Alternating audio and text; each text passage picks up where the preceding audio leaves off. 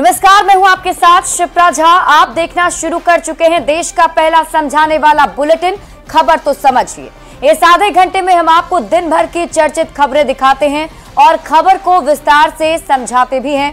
तो आइए फटाफट से जान लेते हैं वो मुख्य खबरें जिस पर होगी हमारी नजर। तो आपको शॉर्ट में आज की 4 बड़ी खबरें बता देते हैं और फिर डिटेल में इसे समझाएंगे। पहली खबर हमारी आज की रहने वाली है, तेजस्वी यादव ने क्यों भेजा है नीरज कुमार को नोटिस, ये आपको समझाएंगे। जानिए आरजेडी को हिना शहाब की जरूरत क्यों पड़ी, क्योंकि हिना शहाब अपने बेटे के साथ आरजेडी में शामिल हो गई हैं। ये खबर आपको बताएंगे। बिहार में भी बटोगे तो कटोगे चर्चा जोरों पर हो रही है, सियासत गर्म है, ये भी आपको समझाएंगे। और जानिए क्या होता है डिजिटल अरेस्ट, क्योंकि आज पीएम मोदी ने भी मन की बात कार्यक्रम में इसका जिक्र किया है। इसके अलावा और भी कई खबरें हैं। पहले आप नोटिस वाली सियासत को समझिए।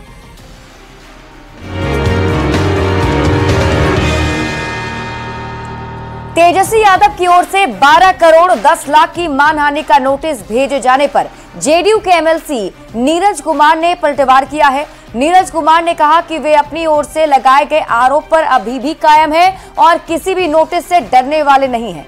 वहीं डिप्टी सीएम सम्राट चौधरी ने कहा कि तेजस्वी किसी को क्या नोटिस देंगे। आपके कानूनी नोटिस से डरने वाले नहीं। बिहार की सियासी लड़ाई मानहानि के नोटिस तक आई। जेडीयू प्रवक्ता नीरज कुमार ने तेजस्वी यादव पर सैलरी घोटाले का आरोप लगाया था, जिससे नाराज तेजस्वी यादव की ओर से जेडीयू एमएलसी नीरज कुमार को 12 करोड़ 10 लाख की मानहानि का नोटिस भेजा गया है। अगर बकायदा कोई जवाब नहीं आएगा तो हम उनको कोर्ट तक लेके। तेजस्वी यादव की ओर से मानहानि का नोटिस भेजे जाने पर नीरज कुमार ने पलटवार किया। नीरज कुमार ने कहा कि वे अपनी ओर से लगाए गए आरोपों पर कायम हैं और किसी भी नोटिस से डरने वाले नहीं हैं।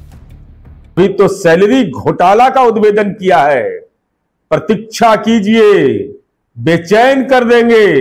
आपके नाम और घोटाले जुड़ने वाले हैं, ठग ग्रंथ लिखेंगे। तेजस्वी यादव और नीरज कुमार के बीच चल रही आरोप प्रत्यारोप वाली जंग में बीजेपी नेता और बिहार के डिप्टी सीएम सम्राट चौधरी नीरज कुमार के साथ खड़े हैं। सम्राट चौधरी ने कहा कि तेजस्वी किसी को नोटिस क्या देंगे, लालू प्रसाद का परिचय ही घोटाला है। इसमें दिक्कत कहाँ है? लालू जी का परिचय ही घोटाला करना है। बिहार में विधानसभा का चुनाव 2025 में है, लेकिन सियासी आरोपों का दौर 2024 में ही चरम पर पहुंच गया है। दोनों ही ओर से आंकड़ों के जरिए एक दूसरे पर आरोपों की बौछार की जा रही है। इसी क्रम में जेडीयू के एमएलसी नीरज कुमार ने तेजस्वी यादव पर वेतन घोटाले का आरोप लगाया था, जिसके बाद से बिहार की सियासत गर्म है और अब मानहानि के केस तक पहुंच चुकी है। न्यूज 18 के लिए पटना से संजय कुमार और आनंद अमृतराज के साथ ब्यूरो रिपोर्ट। तेजस्वी यादव ने नीरज कुमार को 12 करोड़ 10 लाख के मानहानि का नोटिस भेजा है, जिस पर नीरज कुमार ने भी पलटवार करते हुए जवाब देने की बात कही है। और इसलिए ये समझना जरूरी है कि नीरज कुमार ने आखिर ऐसा क्या आरोप लगाया था कि तेजस्वी यादव उन्हें नोटिस भेज चुके हैं। तो आइए आपको समझाते हैं। नीरज कुमार ने तेजस्वी यादव पर सैलरी घोटाले का आरोप लगाया था। नीरज कुमार ने कहा था कि तेजस्वी यादव विधायक नहीं रहते तो उनकी आय बढ़ जाती है, जबकि विधायक बनने पर उनकी आय घट जाती है। नीरज कुमार ने तेजस्वी यादव की तरह 2014 से 2015 में दिए गए हलफनामे का जिक्र किया और उन्होंने बताया कि 2014 में उनकी सालाना आय 5,18,000 रुपए थी। यहां तक कि उन्होंने कर्जा भी दे रखा था, लेकिन 2020 में दिए गए हलफनामे में उनकी आय 1,41,000 हो गई है। और इसके साथ ही नीरज कुमार ने यह सवाल भी पूछा कि डिप्टी सीएम बनने के बाद आय में 8 गुना अंतर कैसे आ गया। नीरज कुमार ने हलफनामे में गलत जानकारी देने का आरोप तेजस्वी यादव के ऊपर पर लगाया था। अब आप खबर तो समझिए। नीरज कुमार के आरोप पर तेजस्वी यादव ने अब पलटवार कर दिया है। तेजस्वी यादव ने नीरज कुमार पर छवि खराब करने का आरोप लगाया है और नीरज कुमार को मानहानि का एक नोटिस तेजस्वी यादव ने भेज दिया है और जवाब नहीं देने पर कोर्ट ले जाने की बात भी तेजस्वी यादव ने कही है। और अब इस पूरे मामले को लेकर बिहार में सियासत चरम पर है। बढ़ते हैं आगे और अब बात अगली खबर करेंगे। दिवंगत पूर्व सांसद सैयद शहाबुद्दीन की पत्नी हिना शहाब और उनके बेटे ओसामा अपने समर्थकों के साथ आरजेडी में शामिल हो गए। आरजेडी के राष्ट्रीय अध्यक्ष लालू प्रसाद की मौजूदगी में वे आरजेडी में शामिल हुए हैं। जेडीयू और बीजेपी के नेताओं ने तंज कसा है। ये तस्वीर है राबड़ी आवास की। आरजेडी अध्यक्ष लालू प्रसाद जिन्हें पार्टी की सदस्यता दिला रहे हैं वो हैं हिना शहाब और ओसामा शहाब।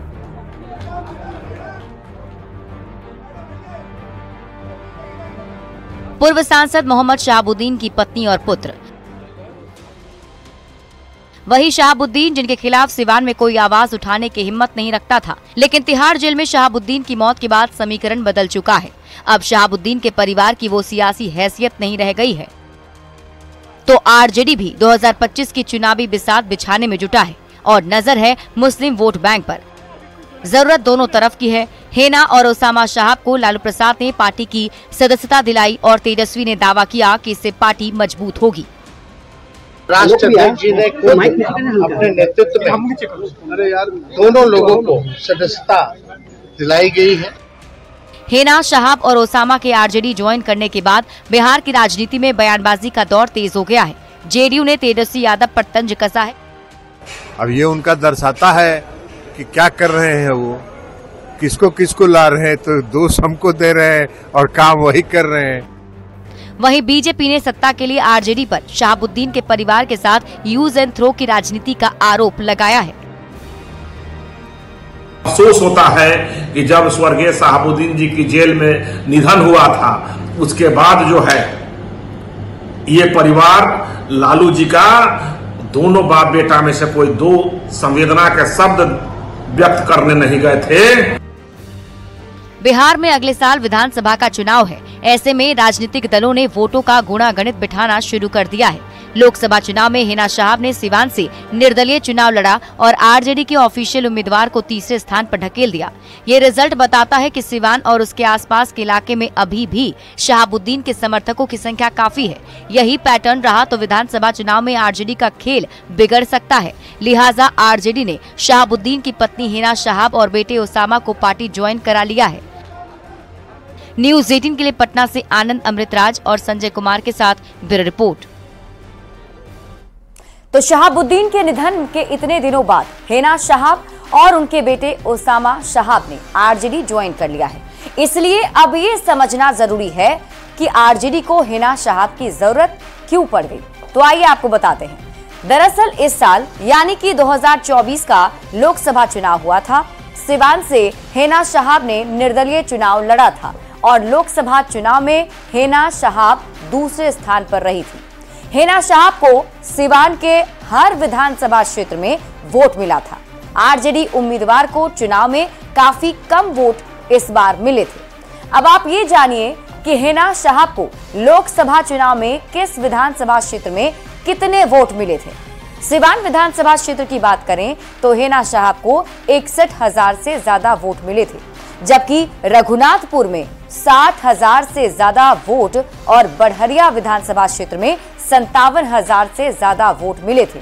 और इसके अलावा दो विधान क्षेत्रों में 40,000 से ज्यादा और एक विधानसभा क्षेत्र में 32,000 से ज्यादा वोट हिना शहाब को मिले थे। ऐसे में अगर यही पैटर्न रहा तो विधानसभा चुनाव में भी आरजेडी का नुकसान हो सकता था। अब जरा हिना शहाब के जरिए मुस्लिम वोटों को साधने की रणनीति को भी आप समझिए। बिहार में कुल 243 विधानसभा की सीटें हैं। इसमें से 47 सीटों पर मुस्लिम मतदाता निर्णायक की स्थिति में रहते हैं। इन 47 सीटों पर मुस्लिम आबादी 20 से 40% या फिर इससे अधिक होती है, जो निर्णायक भूमिका में होती है। जिन सीटों पर मुस्लिम वोट ज्यादा हैं, हम आपको वो भी बताते हैं कहां पर कितने प्रतिशत मुस्लिम मतदाता हैं। विधानसभा सीट की अगर हम एक एक करके बात करें तो मुस्लिम मतदाता जो हैं 11 विधानसभा की सीट ऐसी है जहां पर 40% से ज्यादा हैं। 7 विधानसभा की सीटें ऐसी हैं जहां 30 से 40% मुस्लिम मतदाता हैं और 29 विधानसभा की सीटें ऐसी हैं जहां पर 20 से 30% मुस्लिम मतदाता हैं। मतलब यह कि उत्तर बिहार के मुस्लिम वोटरों पर शहाबुद्दीन का खासा प्रभाव रहा है। जातीय गणना के मुताबिक बिहार में मुस्लिम आबादी 17.7% है और 2020 के विधानसभा चुनाव में 19 मुस्लिम विधायक चुनकर आए हैं। मुस्लिम वोटर किसी पार्टी का खेल बनाने बिगाड़ने की ताकत रखते हैं और 90 के दशक से ही मुस्लिम वोटर आमतौर पर आरजेडी के साथ इंटैक्ट रहा है। 2020 के विधानसभा चुनाव में मुस्लिमों के वोटिंग पैटर्न में बड़ा फर्क देखने को मिला। ओवैसी की पार्टी AIMIM ने सीमांचल में 5 सीटों पर जीत दर्ज की। विधानसभा चुनाव में AIMIM को 3 सीटों पर दूसरा स्थान मिला था और लोकसभा चुनाव में मुस्लिम वोटरों ने एक सीट पर आरजेडी के खिलाफ कई सीट पर वोट किया और मुस्लिम वोटर को साधने में जुटे हैं।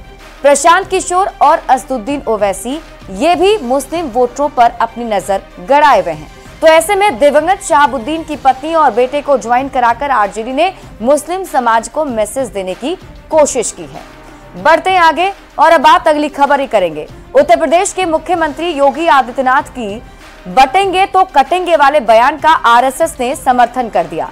आरएसएस के शीर्ष नेतृत्व में से एक दत्तात्रेय होसबोले ने कहा कि जाति में भेद करेंगे तो कटेंगे और इसके बाद बिहार में सियासत गर्मा गई और बयानों के जरिए वार पलटवार शुरू हो गया है।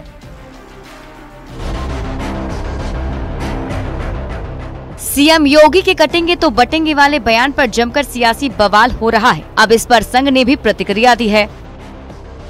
उत्तर प्रदेश के मथुरा में संघ के सर कार्यवाह दत्तात्रेय होसबोले ने कहा कि हमें इसे आचरण में लाना होगा। उन्होंने कहा कि बटेंगे तो कटेंगे को हमें अपने जीवन में उतारना चाहिए। ये हिंदू एकता और लोक कल्याण के लिए जरूरी है। मुद्दा क्या है? स्पिरिट यही है, समाज की एकता एकात्मता। हम जाति भाषा प्रांत के अगर पिछड़ा भेद से हम करेंगे तो हम कटेंगे। योगी आदित्यनाथ की बटेंगे तो कटेंगे वाले बयान का आरएसएस ने समर्थन किया है। इस पर बिहार की सियासत भी गर्माती दिख रही है। मैं समझता हूँ यह न सिर्फ जातीय उन्माद बल्कि धार्मिक उन्माद फैलाने वाला बयान है। आरएसएस के समर्थन का बीजेपी ने स्वागत किया है। सनातनी परंपरा के लोगों को योगी आदित्यनाथ और दत्तात्रेय होसबोले के संदेश को समझना होगा। वहीं आरजेडी और कांग्रेस ने निशाना साधा है। आरएसएस वाले राजनीति नहीं कर रहे हैं, शुद्ध रूप से ये गुंडागर्दी है। जबकि इस पूरे मामले पर जेडीयू के नेता संभल कर बयान दे रहे हैं। संविधान हमारे लिए बाइबिल है, कुरान है, कुरान शरीफ है, रामायण है। 2 राज्यों में विधानसभा का चुनाव है। उसके पहले बटेंगे तो कटेंगे वाले बयान का आरएसएस ने समर्थन कर हिंदुत्व एजेंडा साफ कर दिया है। विपक्ष जहां जाति की सियासत पर जोर दे रहा है, वहीं बीजेपी हिंदू एकता की बात कर चुनावी नैया पार करना चाहती है। न्यूज़ 18 के लिए पटना से आनंद अमृतराज के साथ ब्यूरो रिपोर्ट। और अब आप खबर तो समझिए, हर दल की अपनी रणनीति होती है। विपक्ष की ज्यादातर पार्टियां जाति की ही राजनीति करती रही है, तो वहीं बीजेपी का पूरा फोकस हिंदू एकता पर होता है। और जब जब हिंदू वोट बढ़ते हैं, विपक्षी पार्टियों को इसका फायदा हो जाता है और जब जब हिंदू वोट एक हो जाते हैं तो बीजेपी को फायदा होता है, बीजेपी जीत जाती है। यूपी के सीएम योगी आदित्यनाथ ने बयान दिया था। योगी आदित्यनाथ ने कहा था कि बटोगे तो कटोगे, मतलब हिंदुओं से जाति में ना बटने को कहा गया था, जिसका आरएसएस ने भी अब समर्थन कर दिया है और सियासी बयानबाजी इस पर भी तेज हो गई है, जहां एक तरफ विपक्ष लगातार बीजेपी को इस पूरे मामले को लेकर घेर रहा है। बढ़ते हैं आगे और अब बात अगली खबर ही करेंगे। मन की बात कार्यक्रम में पीएम मोदी डिजिटल फ्रॉड का जिक्र करते नजर आए। पीएम मोदी ने कहा कि डिजिटल फ्रॉड से सावधान रहने की जरूरत है। डिजिटल फ्रॉड से बचने के लिए समाज में जागरूकता की जरूरत है। डिजिटल अरेस्ट के नाम पर हो रहे स्कैम से बचने के लिए बहुत जरूरी है हर किसी की जागरूकता। प्रधानमंत्री नरेंद्र मोदी ने रविवार को मन की बात कार्यक्रम के 115वें एपिसोड में कई जरूरी मुद्दों पर बात की। प्रधानमंत्री नरेंद्र मोदी ने मन की बात कार्यक्रम में डिजिटल अरेस्ट को लेकर चर्चा की और इसे धोखाधड़ी वाली गतिविधि करार दिया। उन्होंने लोगों को जागरूक करते हुए कहा कि डिजिटल अरेस्ट सिर्फ झूठ और फ्रॉड है, क्योंकि कोई भी जांच एजेंसी वीडियो कॉल नहीं करती। डिजिटल अरेस्ट के नाम और आइए सबसे पहले आप ये समझिए कि क्या है डिजिटल अरेस्ट। तो साइबर फ्रॉड का नया एक तरीका है डिजिटल अरेस्ट। अब समझिए अपराधी कैसे करते हैं डिजिटल अरेस्ट। और साइबर अपराधी किसी भी व्यक्ति को सबसे पहले ऑडियो या फिर वीडियो कॉल कर देते हैं और खुद को पुलिस अधिकारी या फिर कोई जांच अधिकारी बता देते हैं। अधिकारी बनकर वो लोगों को डराते हैं, गिरफ्तारी की धमकी लोगों को दी जाती है और घर पर रहने को ही मजबूर कर देते हैं।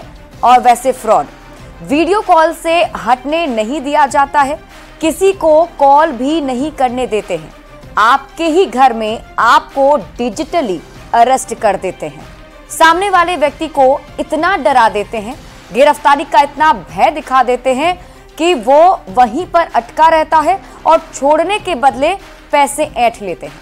अब आप ये जान लीजिए कि डिजिटल अरेस्ट के पहले क्या धमकी देते हैं।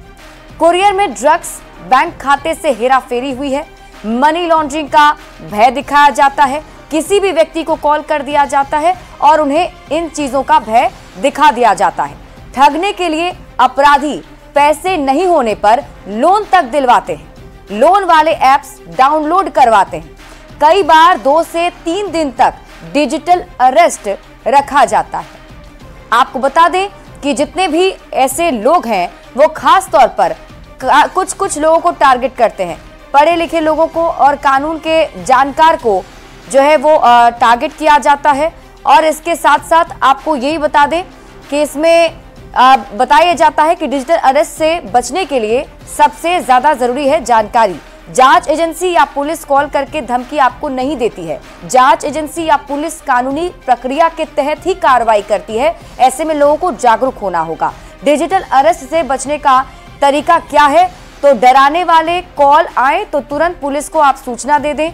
1930 national cyber crime helpline number है जिस पर आप कॉल करके शिकायत दर्ज करवा सकते हैं, या फिर आप @cyber-dost के जरिए भी शिकायत अपना दर्ज करा सकते हैं। और फिलहाल इस बुलेटिन में अभी के लिए बस इतना ही। आप देखते रहिए न्यूज़ 18 बिहार झारखंड।